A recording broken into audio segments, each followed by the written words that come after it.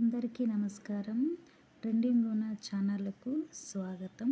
మనము ఈ కుమార శతకంలోని ఈరోజు 10వ పద్యాన్ని మీ అందరికీ కూడాను వినిపిస్తున్నాను. మీరందరూ కూడా రెడీగా ఉన్నారు కదండి.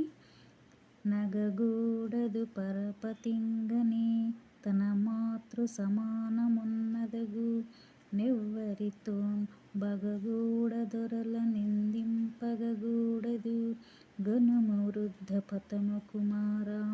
ఈ విధంగా మనము పద్యము చెప్పుకున్నాము కదా ఫ్రెండ్స్.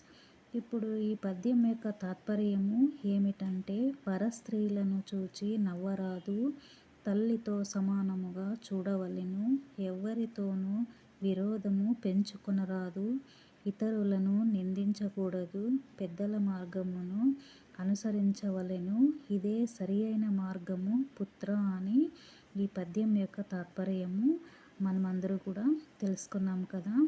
ట్రెండింగ్ ఉన్న ఛానల్ను అందరూ కూడా సబ్స్క్రైబ్ చేసుకోండి, లైక్ చేయండి, షేర్ చేయండి. మనం కుమార శతకంలోని పద్యాలను మీ ద్వారా వేరొకరికి తెలియజేసినట్లవుతుంది. అందరికీ కూడా విన్నందుకు కృతజ్ఞతలు ఫ్రెండ్స్.